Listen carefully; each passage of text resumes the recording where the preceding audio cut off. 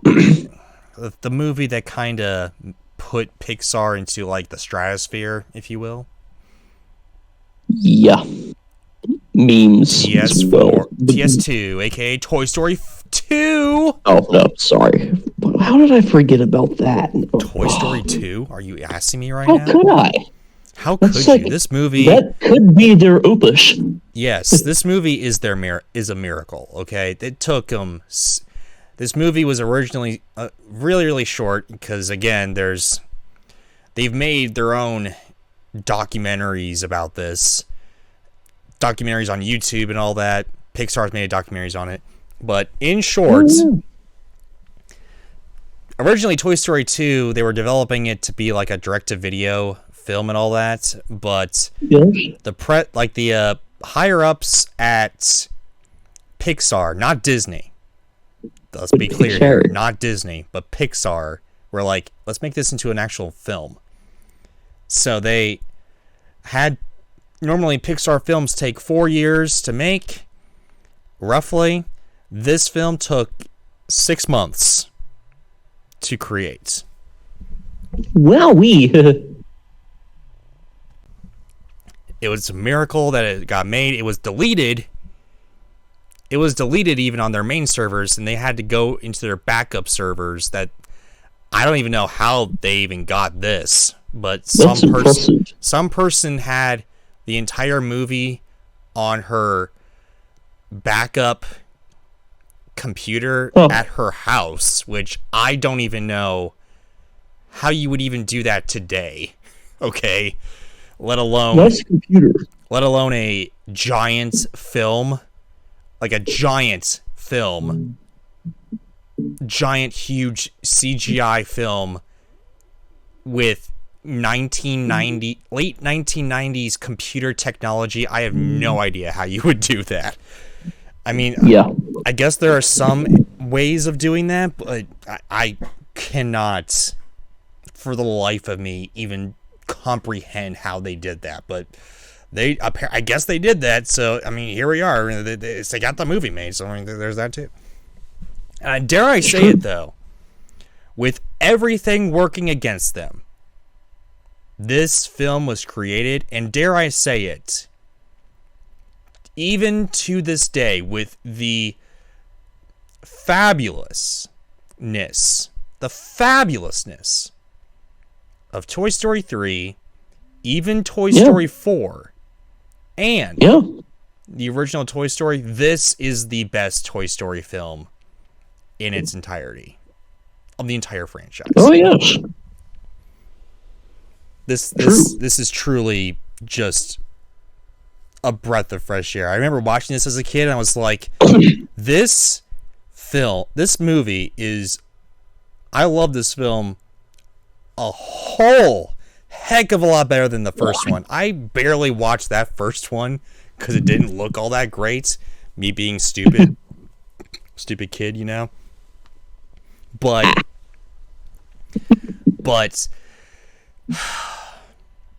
yeah, dare I say it, you know, is just,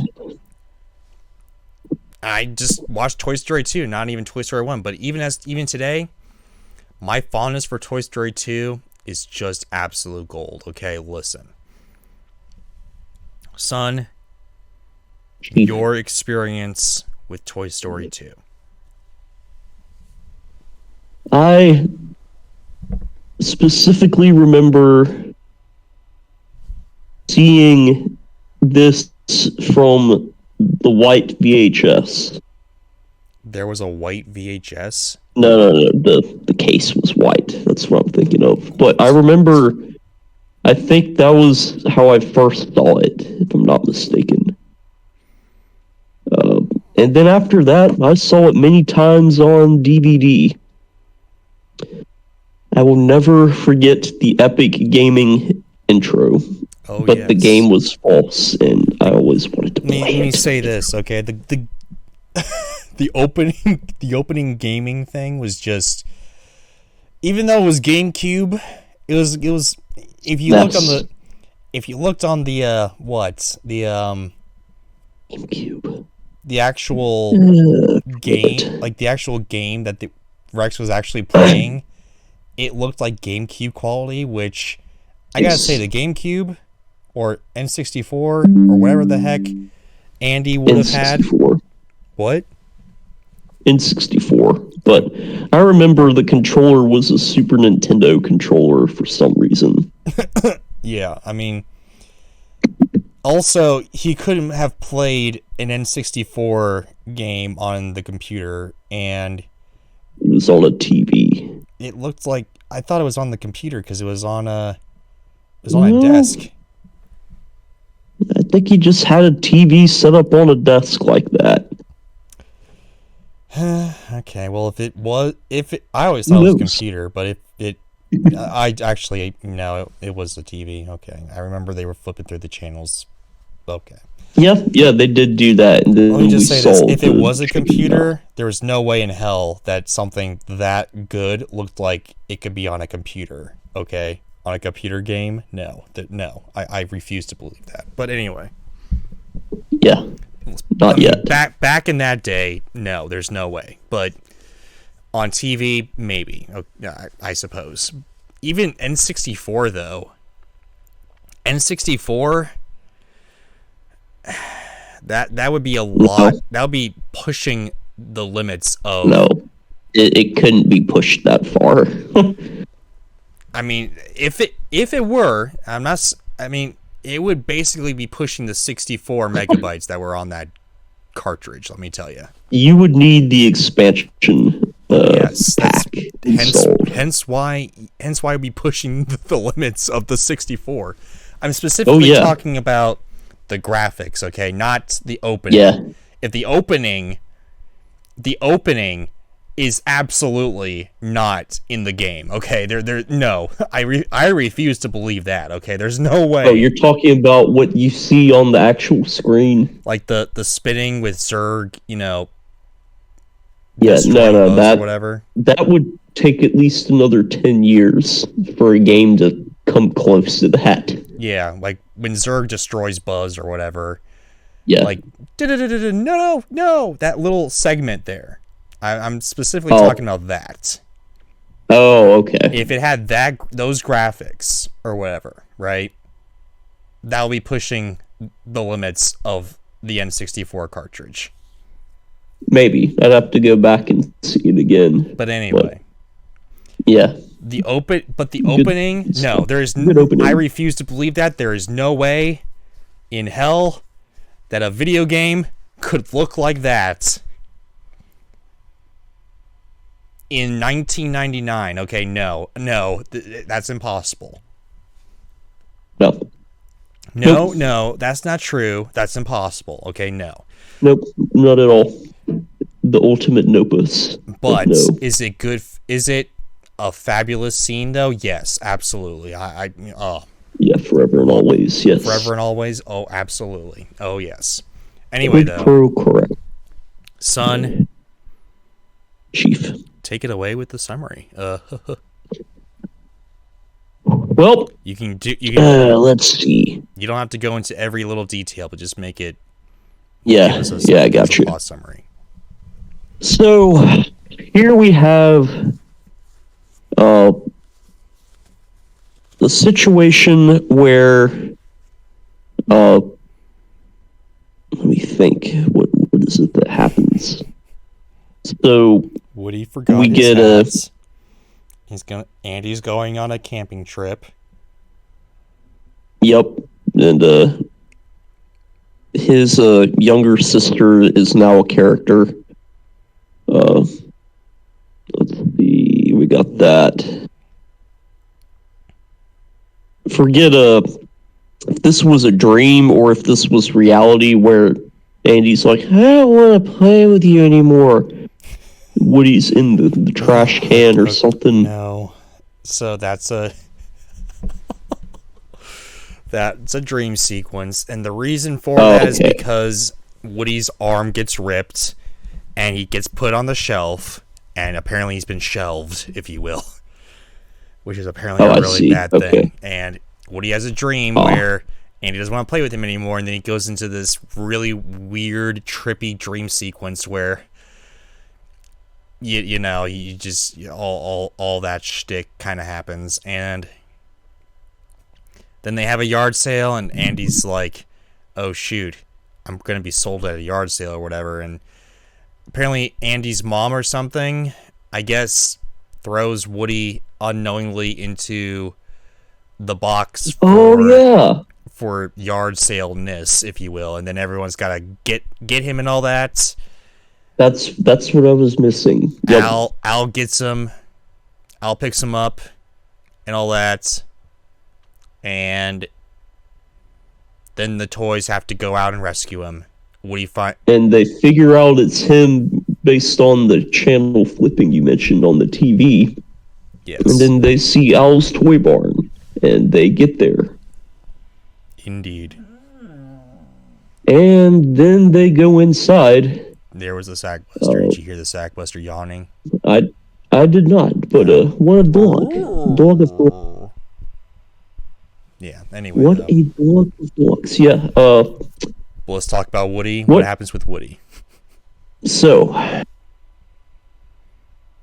Woody goes to Al's private collection because he's a Woody's Roundup franchise enthusiast.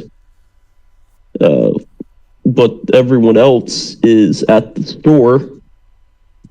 And from what I recall,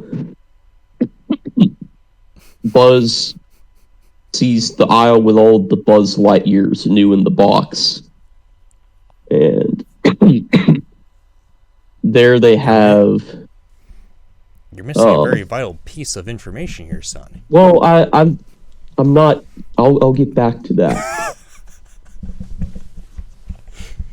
He gets somehow trapped in the box. I think they think the Buzz in the box is the right one, and then I remember he's like, "No, you've got the wrong Buzz!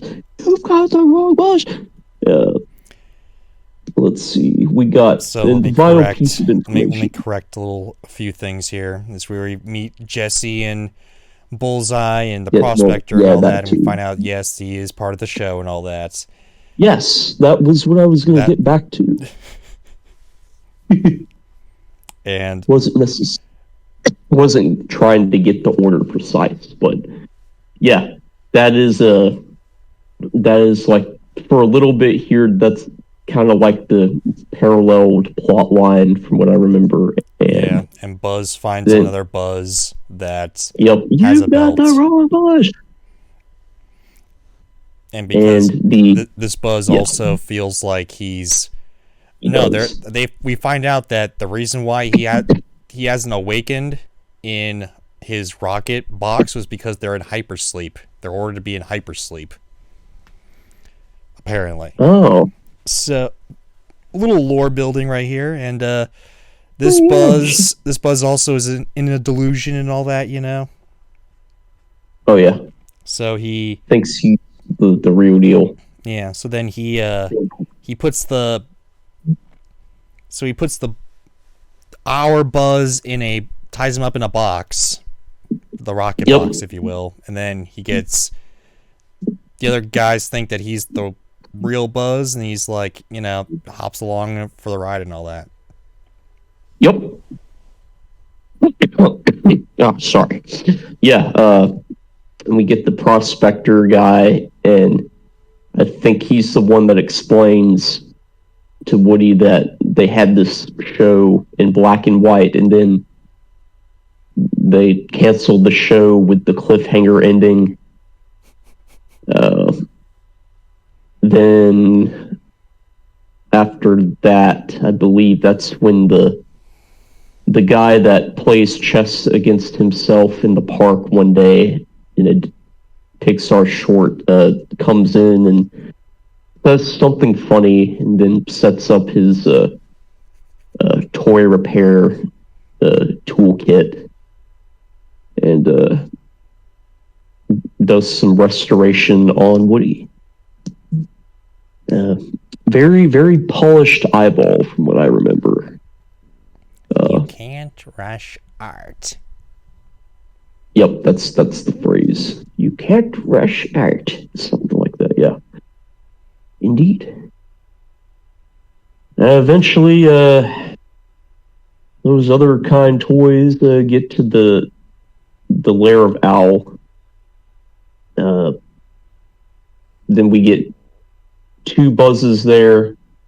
At some point in the store, Barbie gives a tour of stuff, and Mr. Potato Heads makes a point to himself that he's married. He's a married spud. He is. He did say that. So, from there, let's see. We have two Buzzes. Somehow they charge through the vent, and they're like, ah! And they bust through, and then there's something about Jesse's backstory in there, where that little girl abandoned her or something, and it was kind of saddening. Not like the third movie that brings out the Caillou within, but the little touching there. And then, how do they figure out who the real Buzz Lightyear is?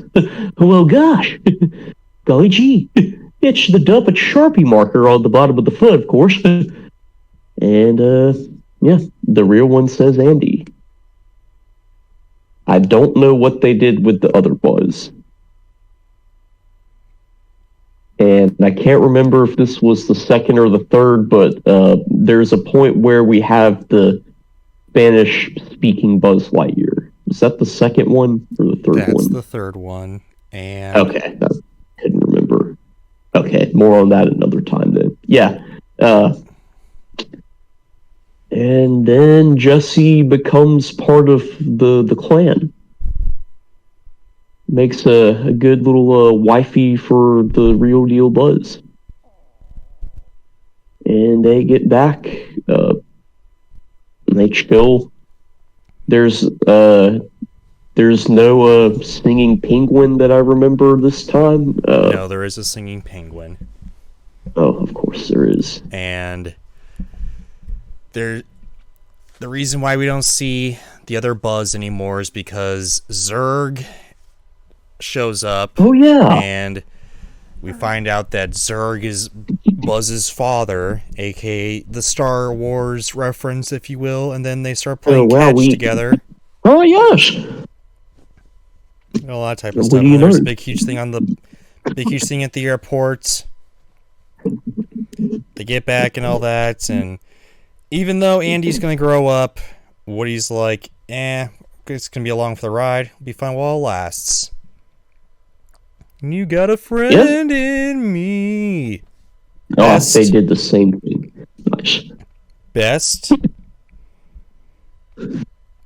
Toy Story ever, because not only is it filled with great jokes, but it also has just a touch of the heart and the sadness that the next two films will be just chopped to the brim with.